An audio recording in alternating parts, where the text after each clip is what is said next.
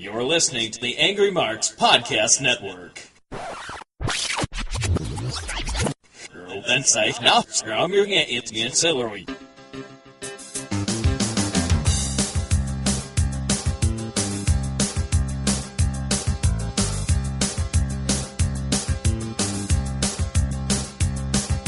Ladies and gentlemen, we are back. It is episode 6 of the Angry Marks Rewind podcast here at AngryMarks.com, your number one source for pro wrestling, mixed martial arts, news, interviews, podcasts, and I'm going to apologize ahead of time. What we have here for you isn't... It's probably one of the worst pay-per-views of all time. Let me introduce you. This is, of course, Mike Poulin, host of the Angry Marks Rewind podcast with me, Rowan Unruh. If you want to yell at me for making you listen to this, for reviewing this particular show, you can reach me on Twitter at Rowan Unruh. Mike, how you doing this week? I'm doing good. You? Well, it was a mixed bag of emotions this week. Let's start off with probably my favorite band of all time, Metallica, played in Winnipeg Thursday night. I was begging to go. I wanted to go. I'd seen them in like 97. And they had been back a couple times to Winnipeg, but that was before we had built our new arena.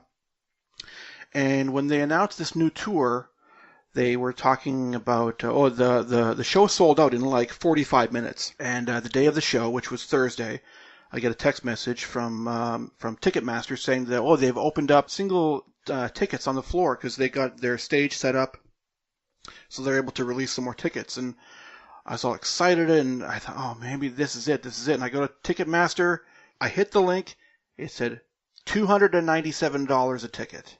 Good God! I immediately hit close. Good God!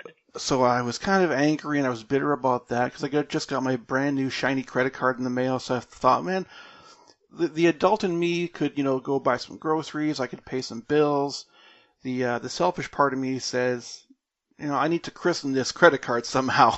I love Metallica. I don't $297 love them. After that, I was kind of depressed and I was kind of, And then you watched the show we were going to review. Oh, God. I did treat myself though after yesterday I did, and I purchased some new microphone equipment, which is going to be coming this week. So this should be the last episode of Angry Marks Rewind that I use this godforsaken headset. So I'm all excited. My new microphone is on the way. My mixer is on the way.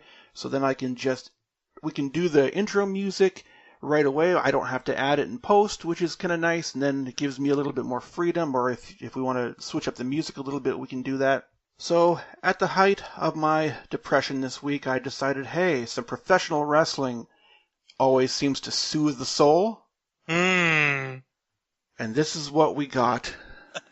And what we have for you, ladies and gentlemen, is the 1995 edition of WWF In Your House 3, which took place a lot... 4, right, sorry. 3 would have been much better.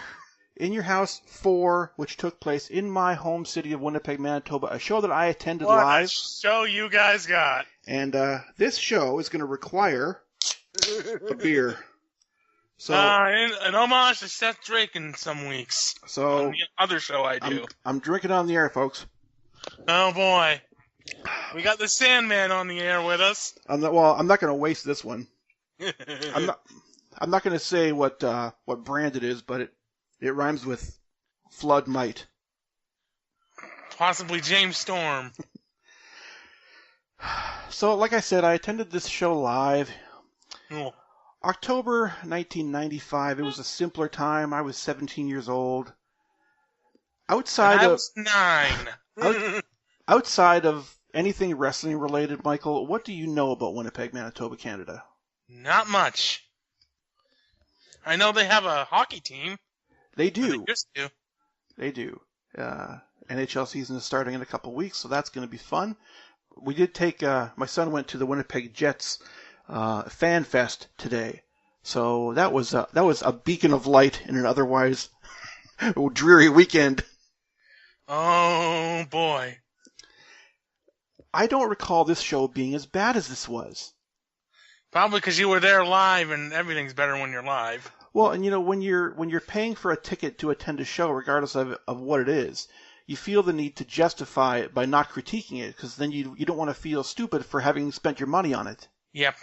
Well, we're going to do plenty of critiquing in this episode. Yep. I'm going to start off with, let's see here. Let's start off with a couple numbers here. This is from the November 20th, 1995 Observer. We're going to get the good news out of the way when it comes to the numbers, and that's the live gate. Dave wrote that the actual live gate for this In Your House in Winnipeg was almost 128,000, which was about 9,000 paid, because Canadian money is worth only 73 cents on the U.S. dollar. That's actually equivalent to a $93,000 house show. But either way, this is the best house for an In Your House show to date. Well, I wonder how bad the other houses were. Well, this was only the fourth In Your House event. Oh. Syracuse, Nashville, Saginaw, stand up. No, we'll talk about Syracuse, too. Oh, boy, yes. That'll come later. I'm just going to close my email so I don't get any notices here. And then on the downside, as far as the numbers go, this is the pay-per-view buy rate information. Again, Dave writes, this show's buy rate was anywhere from 0.35 to 0.52, which would make it the first WWF pay-per-view in many years not to crack 100,000 buys. Viewers' Choice was estimating, at best, a 0.4 as the absolute highest figure possible from the show, which would only be about a $630,000 gross. Most estimates for the cost of putting on a live pay-per-view are about $400,000 for those with minimal advertising. I can't imagine they spent more than $85 on advertising for this show. And equipment costs of $600,000 because of the $14.95 price tag. That's right, this pay-per-view was only $15. At the low estimate, the show may have actually been the first WWF pay-per-view to actually lose money, although it's most likely they keep expenses down on these cheaper-priced pay-per-view events.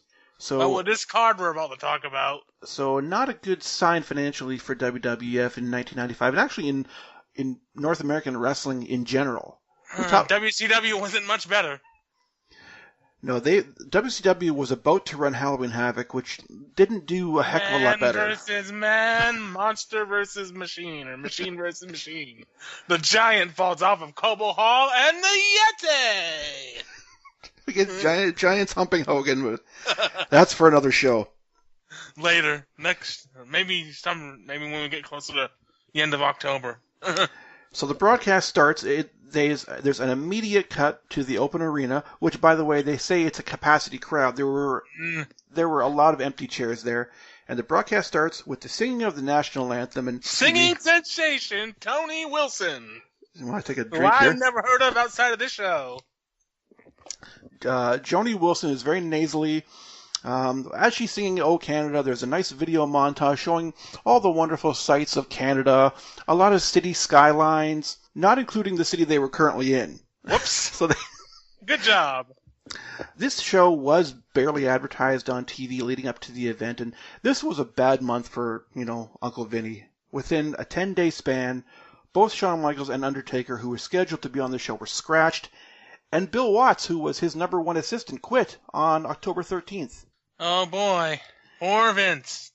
This Joni Wilson, I did some digging. Do you know how famous Joni Wilson is? She's so famous that she doesn't even have a Wikipedia. I was going to say, outside of this show, I don't think I've ever heard anything by her.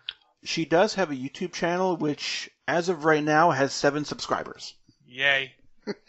The one bright spot of this show, I think, was Vince McMahon announcing. I miss him behind the mic, and it's a 3-man booth, him and JR and King. This is actually one of the rare 3-man booths that I like, where it actually works. And this was before Jim Ross did his sort of heel thing, the following year. That was the next year. At this point, they're such sneaky bastards. They hadn't even announced if Shawn Michaels was going to be on this show or not. And in typical, card subject to change thinking, they didn't announce it until after the show started, and they already had my money. And we have Gorilla Monsoon, the president of the World Wrestling Federation, with the bad news. Yeah, he says that because of the incident that happened in Syracuse, New York, Shawn Michaels will forfeit the Intercontinental title to Dean Douglas, who will then defend against Razor Ramon. It's one of the most difficult decisions I've ever had to make in my entire career. Oh, is it now? So, just to keep people up to speed, on October 13th, 1995, there was a little show in Syracuse, New York, and the guys, as they are wont to do, they will go to the local drinking establishment after the matches, and a couple of young men who served this country greatly decided they were going to take up Shawn Michaels in a battle of fisticuffs. And this did not end well. Shawn hit on one of their girls. This did not end well for one Shawn Michaels. They talk a lot about Shawn. They don't mention the fact that 1-2-3 Kid and British Bulldog were equally involved in this, but they bring up neither of those two guys because Shawn and Bulldog were doing house show loops, and God forbid should you report that baby faces and heels were seen together. Kayfabe! Kayfabe, brother. Let's see here. So we have the three-man booth. The building of this setup looked completely ghetto. They still had the boards set up. The NHL season was only 2 weeks old. On this particular night, my Winnipeg Jets were busy losing to the Anaheim Ducks 6-2, which probably still would have been far more entertaining than this show. And we get the opening match on the pay-per-view. Do we want to talk? Making a difference. Do we want to talk about the dark matches, or should we do that afterwards? Afterwards. Okay. Making a difference, Fatu, complete with his pleather coat and What difference did he make exactly? Because this gimmick only lasted about 6 months.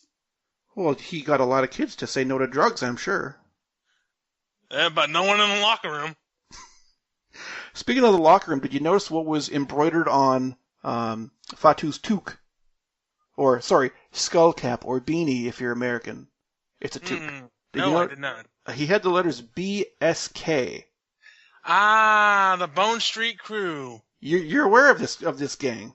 Yes, that was The Undertaker, Fatu, Henry Godwin, Savio Vega, Yokozuna was in there. Mm-hmm. Imagine that car ride. Who else was in there? Midian. Who was not in the company yet. Well, yeah, was he Phineas? No, he wasn't Phineas yet. He was maybe still whoever he was in WCW. Shanghai. Shanghai Pierce. Also later Crush would join, as well as Kama, the Supreme Fighting Machine. And what of course, a crew that is. And of course, Paul Bearer. And Mr. Fuji. I don't think I'm missing anyone. Apparently all these guys have the same tattoo as well. Oh, God. So Jim Ross announces that, his family, the Wild Samoans, are probably watching on pay-per-view. I can make a Samoan stereotype joke here, but I'm not going to. Well, just, the Wild Samoans are just that. They're wild. They're cannibals. They don't embrace technology. They don't have TVs in Samoa. Hello, viewer's choice. This is Sika. I want to order in your house. Okay. So he's taking on Hunter Hearst Helmsley, who still is in the infancy of his WWF career. He still has the harpsichord music. He's got the riding crop. He's got the polo jacket. And an atomizer. Right. Or a perfume can, as Jerry Lawler kept calling it. He's channeling his inner Rick Martel. Yes, he stole Rick Martel's gimmick, since Martel was not in the company anymore. So King is bitching about why he's in Winnipeg, and when there are cities like Miami, why are we here? And trust me, Jerry, I ask that question every day. When we could be in California or Florida. Yeah. Why the hell did we end up here? So for the sake of this review, I'm just going to call him Triple H. Hunter Hearst Helmsley. Hunter. So Fatu jumps Hunter at the beginning. Just as the match starts, you see a fan on the near side hold up a sign that reads, "You fucker." And this made TV, and they haven't edited it out. I did not see that. Go back, and it's probably right as soon as Fatu jumps him, within the first 10 seconds. And it's not like the far side where the hard camera, it's the near side. I guess he was holding up a sign that was supposed to be facing the ring, but on the opposite side. You know how the kids these days will put signs on both sides so they can multitask. And it just said like, "You fucker," and then probably one of his friends' names. I don't know. Oh, let's hope not. So doing some research on this Hunter Hearst Helmsley fella. He was somebody in WCW for about a month. He debuted in WWF in April of 1995 against Rock and Roll Buck Zumhofe. What a Buck Zumhofe, what a career he had. And Hunter, such a great career that I don't remember any of it. you know the history of Buck Zumhofe, right? Are we talking in-ring or out? Out. Oh, I've heard of it. Yeah. That's for the Not a good man. That's for the after dark show. Yes. So in that match, Hunter Hearst Helmsley won with a diamond cutter. That was his finisher. His first pinfall loss didn't happen until January '96 in a Madison Square Garden house show against, take a guess. Shawn Michaels. Exactly. So of course it was. Of course it is. He's not going to lose to anyone except his riding buddy.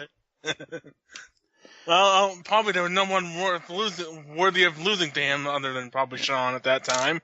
When you look at the roster in '95. So Triple H makes the cardinal error of trying to ram Fatu's head into the turnbuckle. As a Samoan in that era, he doesn't sell it. In fact, he just gets up and breakdances. But yet he takes a pile driver later in the match. Right. Fatu, I guess is your neck, but still, you're getting dropped on your head. Fatu charges at Triple H. He gets tied up, and he does the Mick Foley hangman spot in the ropes. Hangman's coming down from the gallows, and he's Fatu. Hunter hits a pile driver.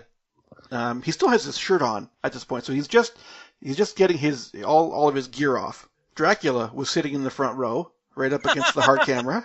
One of the Undertaker's druids. He made multiple appearances on this show, and I've done some research. I'm trying to find out who this guy was. I don't know if he was a Grandpa local. Munster. My only guess is that he was probably some local radio guy. There were a couple of pro athletes in the Winnipeg area that made the hard camera for some of this show. There's a chin lock that lasted about 18 days by Triple H.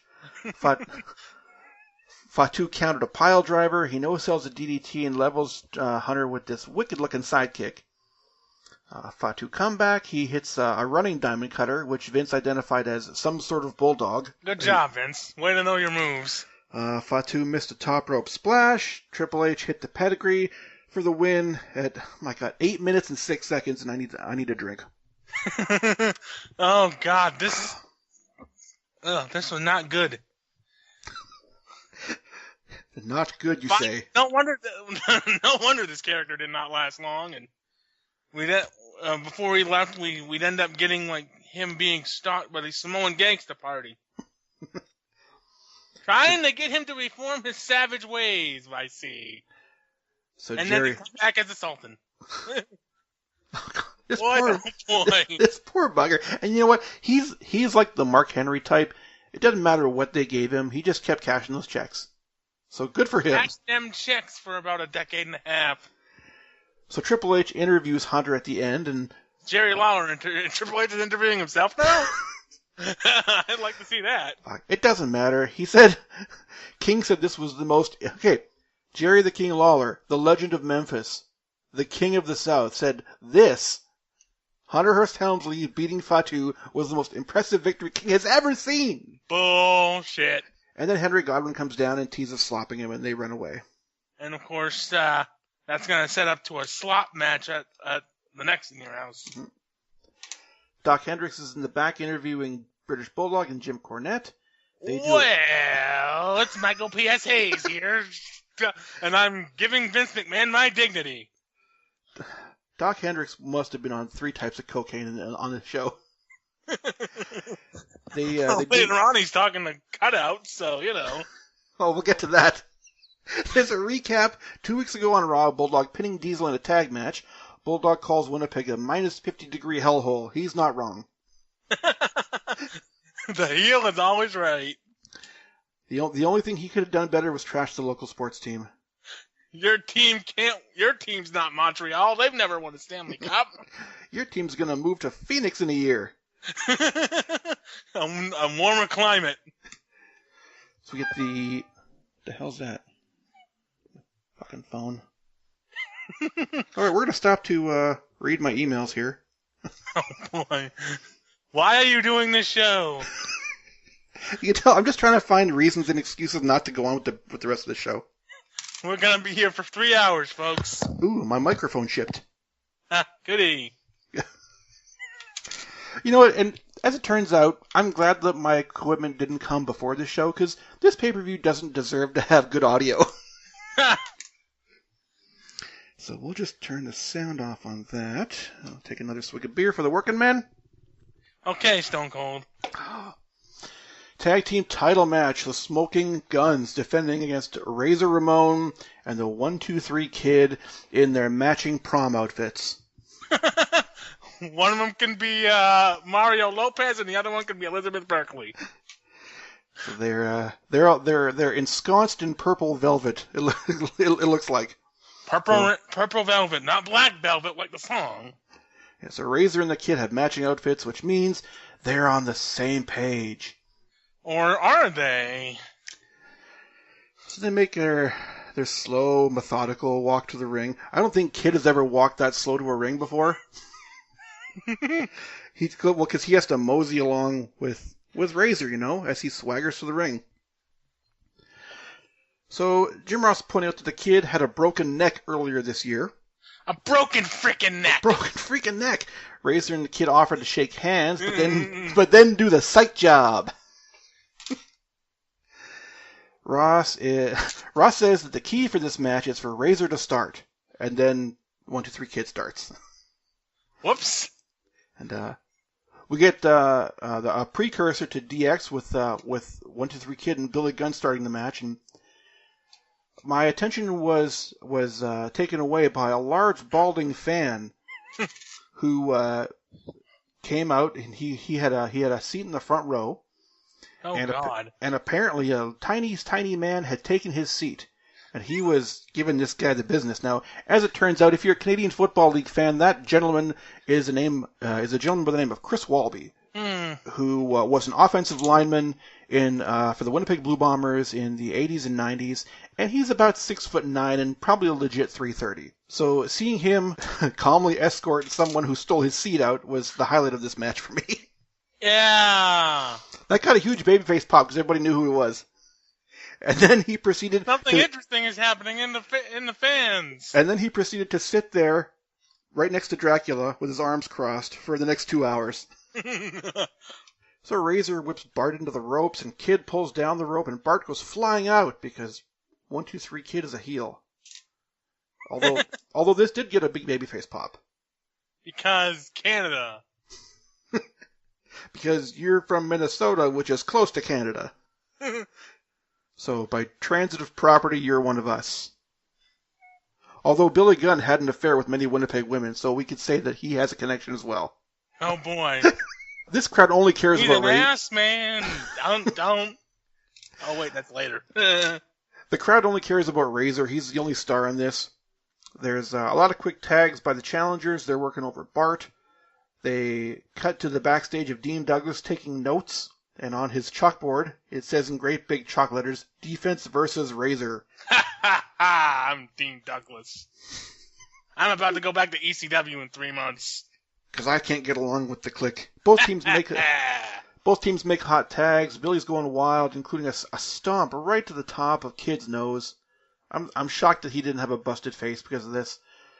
Billy misses Sean. That it's like the Shawn Michaels Hardcore Holly spot from the Rumble. Huh.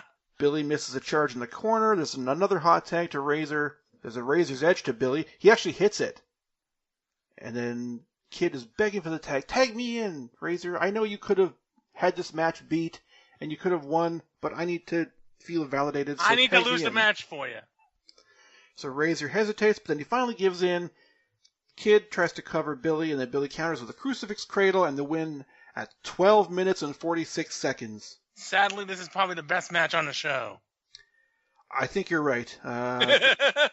Kid then throws a tantrum, and then he takes out both guns, and then Razor comes in to try and smooth things over. So we're going to see Razor later on in the show. Spoiler alert. Yep. We've got Doc Hendricks in the back, and he's standing in between two cardboard cutouts of Brett and Sean. And Oh boy.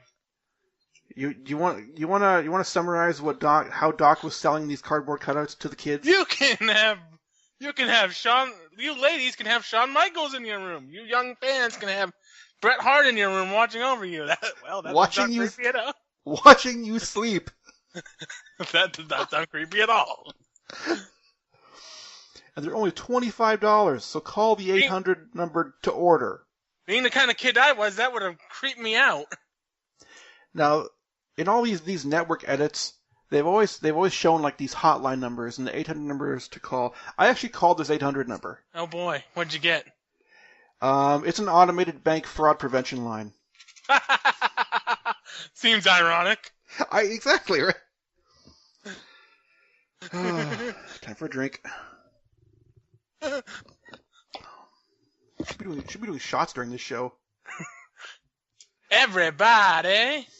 Every time someone fucks up a spot, you take a shot. Well, then we wouldn't make it to the end of the show, I don't think. Fuck, we're not going to make it to the end of this next match. No. Marty Jannetty. 1995 Marty Jannetty, who probably doesn't give a fuck anyway. I'm just here to job. With his fluorescent garbage bag ties. You know, his rockers gear, because it's 1995 and we need to be reminded of that.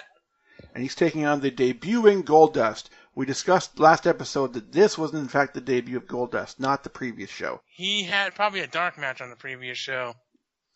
So they do a pre-tape of Goldust making his debut, and it's very simple face paint, just this plain gold face with the two black eyes, like he got into a fight. I can't believe that this character is still over today in 2018. The only difference is that the face paint is a little bit more elaborate. There's a little bit more gig marks. The music is pretty much the same. They call him the Natural. Has anyone other than him and Shawn had music that was the same for so long? Road Dogg? I don't know. I mean, if he was to do a match today, he'd probably use the same music, but that's 98. Brett changed his eventually. Yeah, there aren't a lot. No. Taker, but his changed eventually too. His changed all the time. Just different every few years. Just different incarnations. Radford. He was only there for a few months. And had, I think, the headbanger music. So Goldust comes out. He tries to jump Marty. Marty counters right away, sends him to the floor. There's an awful lot of stalling in this one. Goldust goes face to face with Dracula in the front row. I thought I heard a small Dustin chant. I'm sure that you probably heard some. There's probably a lot of, derogatory statements as it relates to one's lifestyle choice. Not PG. Goldust and Marty go face to face, probably asking Marty's probably asking Dustin if WCW is hiring. I'm gonna go there in a few years and do nothing. I'm gonna feud with Horace on Thunder. I'm gonna be buried by Chris Jericho in a Cruiserweight Battle Royal. Goldust with a couple of really long shots with those long gold rubber dishwashing gloves he carried. Goldust gives Marty a receipt with that flipping clothesline. Oh yeah, Goldust in his debut match took a flip bump on the floor from a clothesline. And of course, Fatu took the same bump earlier from a clothesline. Yeah, I think there's these are guys that are trying to impress Vince. Yep. We need to stay around here. We need to work. Blah, blah, blah, bunch of bullshit. Goldust goes for a backdrop. Jannetty tries a backwards roll, and I don't know who screwed this up, but Goldust collapsed and he came up holding the back of his head legit. I don't know if he got a concussion or got hurt, but somebody fucked that up. Goldust tries again for a backdrop, and Marty hits the rocker dropper and shockingly manages not to cripple Dustin. Marty tries but then does not go for the pin. No, he doesn't pin him there, A move that has been documented to literally cripple a man, and he didn't go for the pin here. I'm gonna go for the high spot. We gotta do that top rope fist drop, and then Goldust counters and wins with a gourd buster at 11:15. Oh, Goldust, everybody! You know how he got fired from WCW, right? Sure, it probably had to do something drug related. Wasn't there? No, there was a King of the Road match with him and Barry Darsow on one of the pay-per-views. Oh, Dustin, I thought you meant Marty. Oh, Marty about 5 times got fired for something drug-related. Yes. Yeah, Dustin and Barry Darsow had that train wreck on the Who would have thought that having a match on the back of a moving 18-wheeler would have been a bad idea? Everybody! Except whoever booked it. I'm going to take a bump for a hay bale. I don't know if that'll be a show we'll talk about one day, because that's one I don't think I've ever wanted to watch, ever. Well, we've done one uncensored in the past already, so it might be a while before we swing around to another one. Jerry Lawler... None of the uncensored are particularly good, other than the one you guys did. I think the one that we did was probably the best one, which was kind of unfortunate, because the whole point of it was to watch a train wreck. Although, you do have a good one in, 99, I think. Well, and trying to find anything good in WCW 99 was a victory in itself, I guess. Early 99 WCW is good. It's when you get to the middle of the year when it kind of tapers off and turns to shit.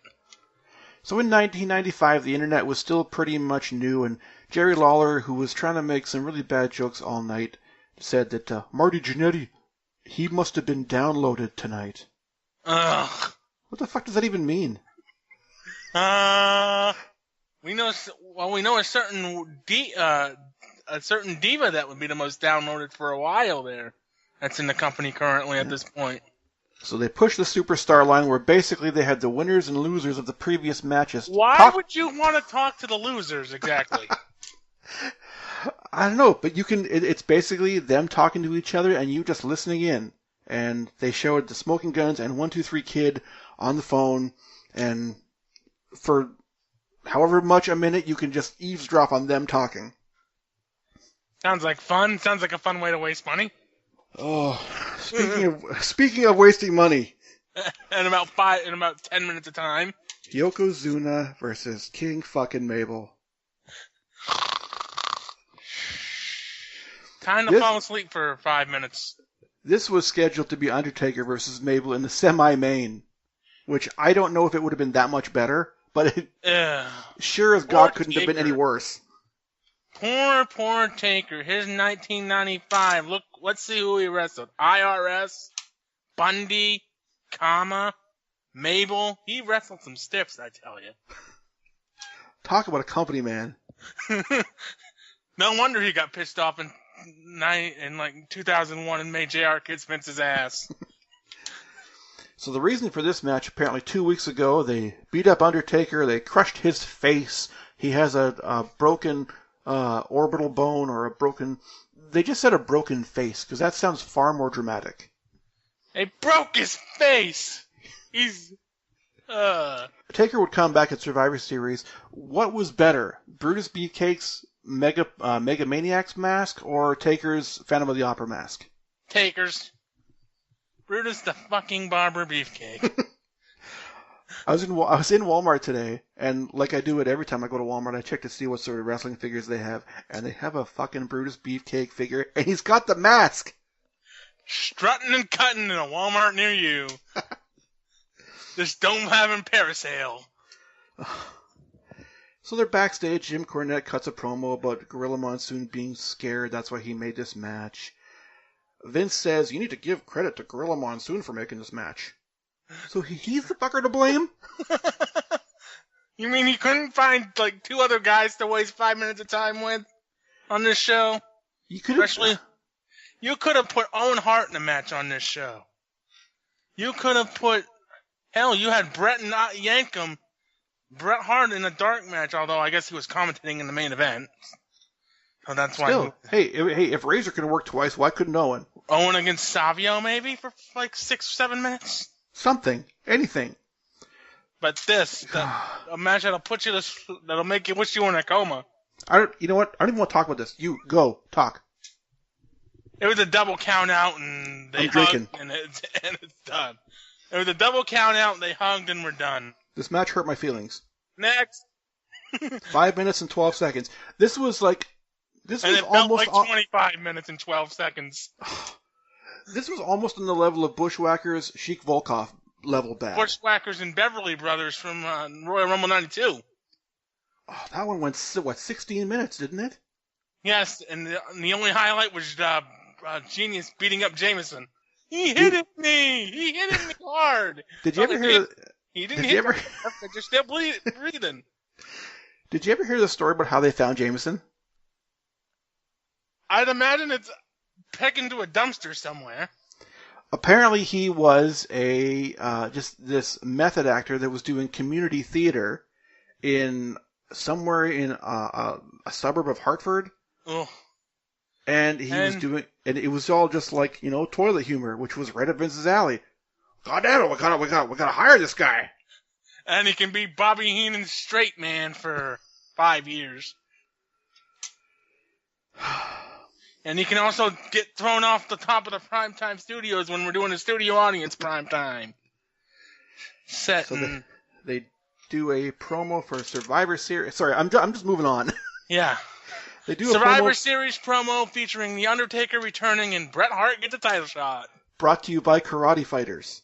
Oof, I remember Karate Fighters. Did you have Karate Fighters? Oh, yes. These were a little after my time to collect, as a child I would collect action figures, and then as a teenager I'd stop, and now I'm in my 40s, I start collecting action figures again. When you think you're out, they pull you back in. I never had any Karate Fighters. I don't see the appeal of them. They're like Rock'em Sock'em robots with just flailing their legs, and maybe they'll make contact. I don't know. So next thing. They're pushing the return of The Undertaker. Ross has explained that the Survivor Series Elimination Wildcard match will feature fan favorites and rule breakers on the same side. So By the way, Survivor Series 95 was probably the highlight as far as pay-per-views for both companies that year ago. In my opinion. I remember watching that, and that was not a bad show. Considering what we had to deal with here and for most of the year. So we had Vince throw to Doc Hendricks in the back, but he's in the ring. He teleported. And he's with Gorilla Monsoon, so the fans can personally thank Gorilla for the previous match they just saw. Please do not throw anything in the ring. Couldn't they oh man, they should. I was waiting for this fat bastard to be drawn and quartered. So Doc Hendricks calls out Dean Douglas, and Vince says, "What a cheap way to become Intercontinental Champion." Not really. In storyline, what else can you do? In storyline, you just said it was a good decision by Monsoon, so don't blame Douglas for it. Inconsistent commentary, everybody. So King says, if a champion is unable to defend, the only thing he should do is forfeit his title. The King Jerry Lawler in 1995 is your bastion of rules, everybody. I was hoping Max Holloway was watching this show and understood that. So Doc calls out the IC champ, Shawn Michaels, for his public shaming. Well, at least he's not losing his smile yet. Be a star, eh? So Vince is just calling him the most resilient champ ever. Not what you really want to push when he's forfeiting a championship. This is probably also a way because they want to move him up to the title level. He's the most resilient champ ever, and he's got to forfeit the title. Whoops. Yeah. If he's so resilient, why couldn't he take on one Marine? Because there were 3 of them. No. It was one guy. The rumors of 13 are ridiculous.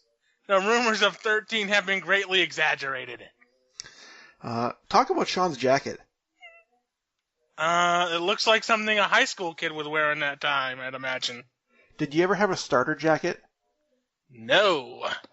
I owned a Chicago Bulls starter jacket in 1993, and there were plenty of colors on this jacket. It paled in comparison to the number of colors on Shawn's Pele jacket. Oh. So he suffered a concussion 8 days ago. I'm sure he's wrestled with a concussion before. Shawn takes about 3 months to get into the ring, and he's looking at the belt, and he's looking more rough than Dalton Castle at the end of his ROH title reign earlier this year. He's looking rough. He's looking at the crowd. The crowd is saying, "No, no." Dracula is completely unimpressed. This show sucks. Shawn is stalling. Douglas is done waiting, and he snatches the belt out of his hand. Shawn watches Douglas put the belt on. Shawn then mopes to the back and then probably collected his 5-figure payout for this appearance. Tell me a lie. Oh, wait, that's a couple months later. Post-concussion syndrome, everybody. So Dean Douglas is your new IC champ. He's immediately forced to defend against Razor Ramon. Seems fair. Don't even give him a night to wait. Don't even save the match for Raw. Just do it here. Nope, just do it here. Fuck it, we're doing it live. They do a cut back to the Superstar line where Marty Jannetty and Goldust are talking. And again, why would you want to talk to the guy that just lost? Because he's probably making a deal for some, I don't know, pharmaceuticals. Some cocaine? Hey, I know a guy. So this crowd is on absolute life support. Razor works over the left arm and wrist for, a long, long time. He's probably still doing it. It's rest spotomania. Restomania's running wild, brother. We get Douglas with a cheap shot in the corner, and Vince says, Dean put his hands on the official, which is really uncool. Shut up, Vince. Hey, Vince knows how to talk to the youth these days. In a very robotic-sounding voice. I'm shocked he didn't say it was rad. It was rad, dude. I would go so far as to say tubular. Totally tubular. Razor clotheslines Dean out of the ring. JR says that Razor gets a chance to catch his breath. He's done nothing in this match that warrants a break. He's had him in an armbar for 10 minutes. Razor with some fine technical stomps to the head. Razor. Good old Greco-Roman stomps to the head. Just like the Romans would have done. To the servial-dervial part of the back. Okay, Gorilla. Razor tries for the Razor's Edge right by the ropes. You'll never guess what happened then. Does he get backdropped over? Hey, you've seen this show before. No fair. So if you were there live. And you know what? For some reason, I'm sitting there. It's like, oh, this is going to be the quickest title change ever. This is going to be great. Wait, why is he on the floor? It's like, ooh, there's a hot dog. Dean is now getting the heat, and I'm using air quotes when I say that. Heat, and I say, take a drink. The heatless. I take a drink of beer. There's no heat in Winnipeg. It's Canada. It's cold there. We're scheduled to get one good, solid, warm week in August every year. You're still waiting on it. And then we have to protect ourselves from polar bears and flying hockey pucks. So Dean attempts something off the top rope. I don't know what it was, but Razor catches him by the neck for a chokeslam. Mm-hmm. Douglas jumped about 3 seconds too soon. And the move is totally out of sync. And then the director shows a replay of that botched spot. Whoa, whoops. Way to go, Kevin. Way to go, KD. Highlight for Douglas is that he actually does hit a really cool-looking drop kick. It's really the only offensive move he's done at this point. And Razor picks Douglas up and hits a back suplex, covers him with one hand, and scores the fall even though Dean Douglas's foot is outside of the ring. And both guys' shoulders were down. And Lawler's like, who was covering who? And Douglas's foot was outside of the ring. And Vince is like, no, it wasn't. But no, don't listen to him. It was oh, pardon me. That's my response to this match. A nice hearty belch. This is only my first beer, ladies and gentlemen. Yeah, so Razor picks him up for this back suplex. He then wanders around the ring. He's like, this seems like a nice spot to deposit you. Right beside the ropes. And then they both lie there for 3 or 4 seconds as if they're saying to each other, okay, you do it. No, you hang up. No, you hang up. You hang up. Okay, click. And then Razor just lays his right arm and elbow across Dean's stomach, and the ref counts 1, and the ref counts 2, and Dean sticks his leg in the third row of the seats. That's how far his leg was outside the ring. And this ref does not stop the count. And the ref counts 3. Hey, by the way, Dean, you're being buried on your way out. Just in case you didn't know. If he wasn't buried in this one, he would have been buried not only in the Survivor Series, but he worked Ahmed... No. Did he work Ahmed Johnson at the December show? He was supposed to. And then it ended up being Buddy Landel. Buddy Landel, right. My God. By the way, where the hell was Howard Finkel for this show? Anybody that had the chance not to get at the show, they should have taken it. Or for most of this year, actually, because they had some new guy. Bill Dunn. No, it was not Bill Dunn. Are you sure? It was Manny Garcia, who was only there for about 6 months. So not even Bill Dunn wanted to come to Canada and get paid in Canadian dollars. They couldn't even pay Tony Chimmel to come out to Canada. God, Bill Dunn was bad. WrestleMania 10. You remember him ring announcing now? That was the first pay-per-view I ever saw. We might have to do that one when we get to WrestleMania season. This is a ladder match. I do not have the right voice for this. I am not Howard Finkel. They just found me on the street somewhere and gave me the job. So this was a completely fucking lazy, stupid finish. Even Razor, as he's putting on the belt, he's gesturing. It's like, yeah, whatever. And the sucky part about this is that Douglas actually suffered a legit larynx injury from one of Razor's clotheslines. And he was coughing up blood after the match, and he was out of action all week. So sucks to be him. And it's main event time. Before that, we get Shawn Michaels on the Superstar line talking on the big red bat phone. Because I'm sure that's what he wants to do. He's just explaining to, all of the clique that, oh, don't worry, I'll be back, and I'll get my title back and then not lose it. Except that it'll be a different title. So we get the main event. Bret Hart comes out for commentary. The only real life that this crowd showed on this show. Because he's going to get the title shot at the winner at Survivor Series. He's getting the title shot against the title holder, not necessarily the winner. Foreshadowing. So Bret comes out to commentary. For no good reason at all, he attacks Jerry Lawler. And they have a 5-minute chase scene because they needed to fill time. And I was hoping that the Benny Hill music would be playing during this chase scene.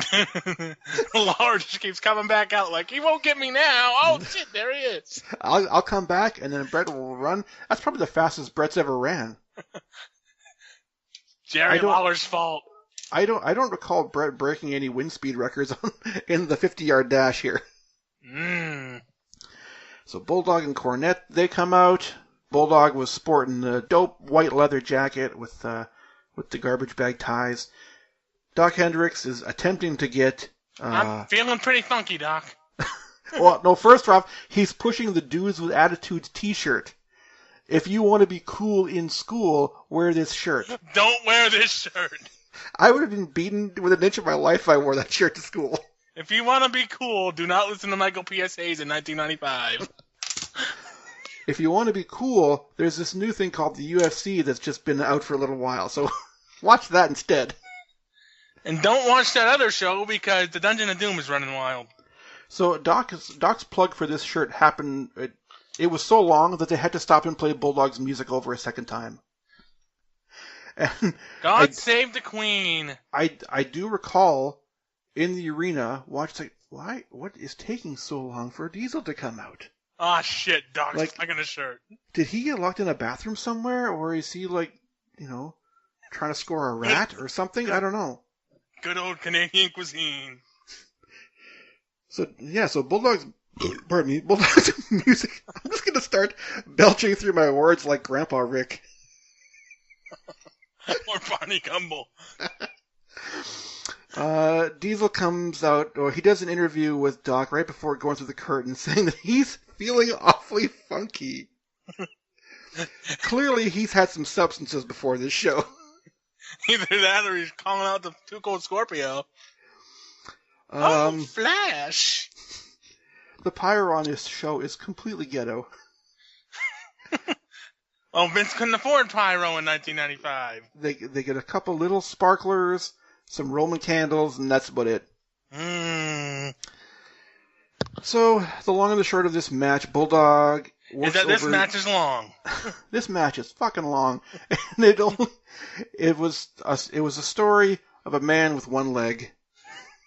And that's Zach Gowen. Because Bulldog attempted to remove his leg throughout this match. Bulldog puts on a Boston Crab. Bret, who's on the commentary team, says, Diesel is so big he can reach the ropes. And then he's not reaching the ropes. Thanks, Brett. What he should say? Insight. What he should be saying is, if this fucker had any brains, he would just reach out and grab the ropes. But no, he has to power out of it. He's not AT&T. He can't reach out and touch somebody. They do a spot where Bulldog drop kicks Diesel over the ropes and he bumps Brett for some reason. He was about to run into Brett, and Brett, as a nice, kind, no, friendly... you get out of here, Diesel! He was a nice, friendly Canadian. He was preventing Diesel from falling over, and then he got pie-faced by Diesel. What a jerk! What a jerk! Ah, these stupid Canadians. Lousy.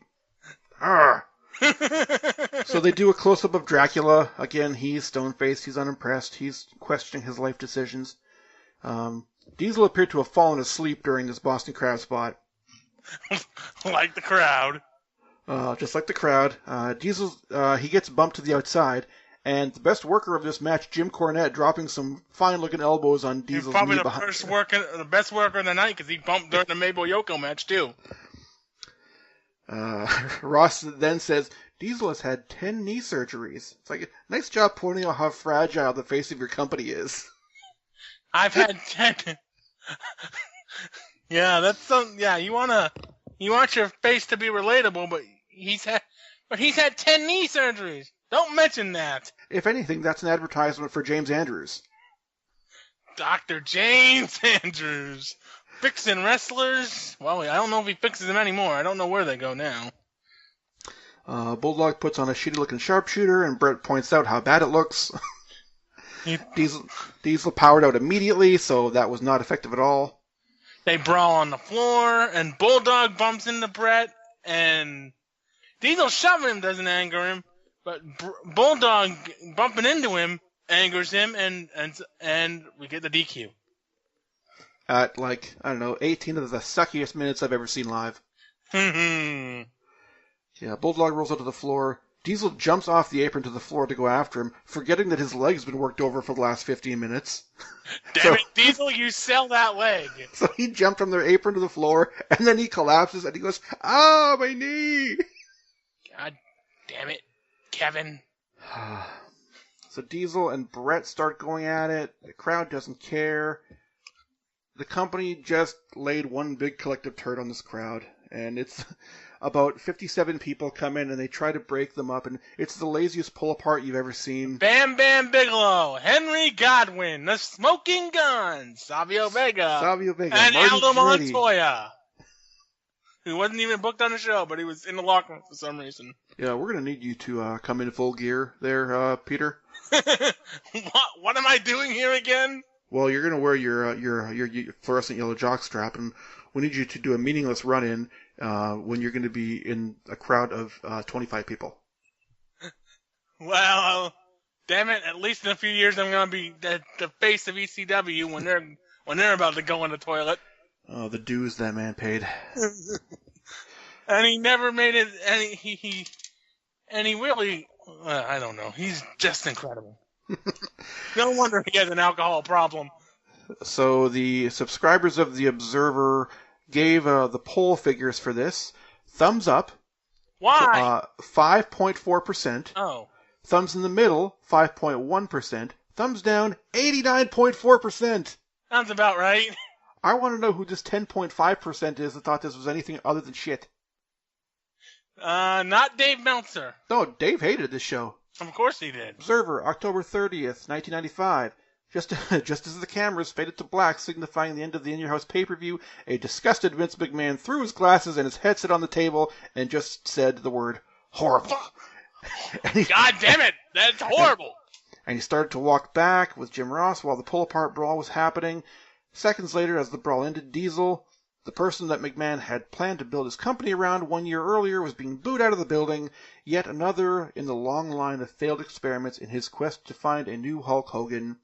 Easy decision to put the title back on Brett.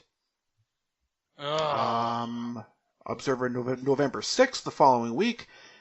The WWF In Your House series has to be reevaluated. The idea that lowering the price would bring in a new audience, or for that matter, just sustain the old audience for shortened and less hyped shows, has proven to be a fallacy. Because because nobody understands psychology. Of course, less people are going to buy the show that costs less because they know that nothing's going to happen on there. Yeah, this was the year that WCW countered with doing 12 pay-per-views, one a month, but the cost for those were all the same. They were $29.95 across the board. Oh, no, they didn't do 12 because they didn't do one in January and they didn't do one in August. So they did 10. And they reintroduced the Great American Bash, and they introduced Uncensored. And they introduced World War III. What a concept that is. A 60-man battle royal. Ooh, wow. One of these days, Mike. You and me, and then we'll get two other sets of two podcasters, and we're gonna have a 6-way split screen just like they did at World War III. So as far as this show goes, what about the dark matches? Rad Radford lost, I think. I don't know. Bob Holly. Bret Hart teamed with someone and lost to... No, it was Yoko and Owen over Bam Bam and Sabio. I don't even care. Henry Godwin over Sid and Bret fought Isaac Yankem. That was the best match of the show, and they decided not to put it on the pay-per-view. Because God forbid we don't have Yokozuna and Mabel and Hunter and Fatu. Fuck. We could get Bret Hart on this show in the opener for 10 minutes or 15 minutes and maybe have a good match. It's no wonder to me why... I thought for years, why doesn't WWF ever come back to do pay-per-views or do TV shows? This is why, people. For garbage like this. Well, I mean, they go to Toronto quite a bit. But you're talking Winnipeg. Yeah. I mean, I went to the Raw the night after in Brandon, which is about a 2-hour drive, and that wasn't that much better, although that show did have a battle royal. Yep, a battle fucking royal.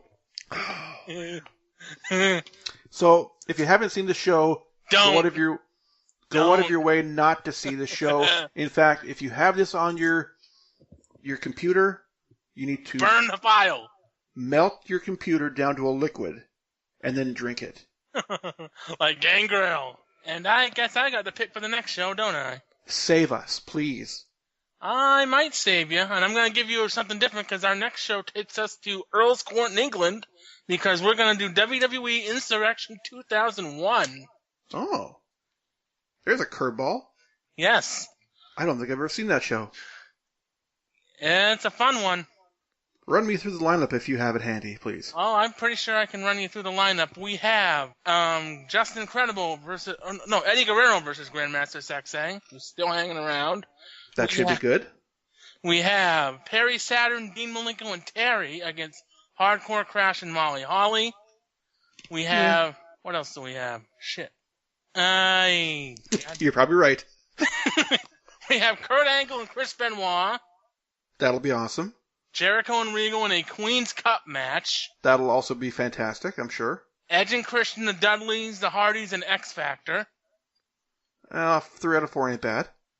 And then the main event is The Undertaker versus Triple H in Austin in a handicap match, non-title. All right, the 2-man power trip. Yes.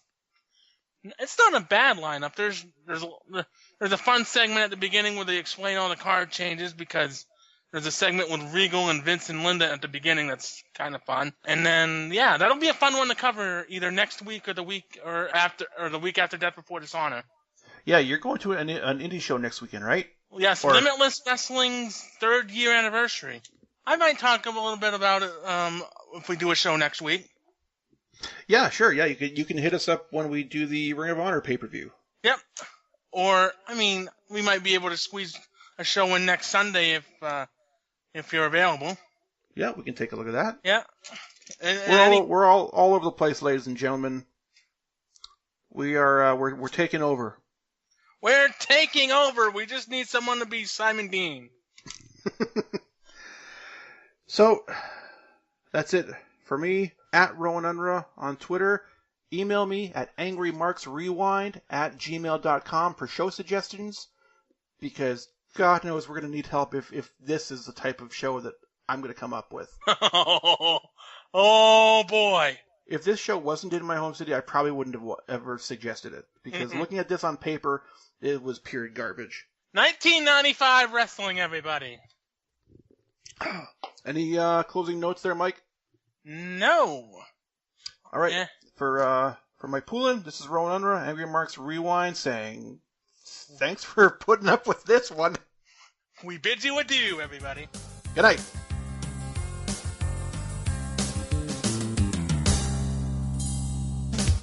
Oh, pardon me. You're listening to the Angry Marks Podcast Network.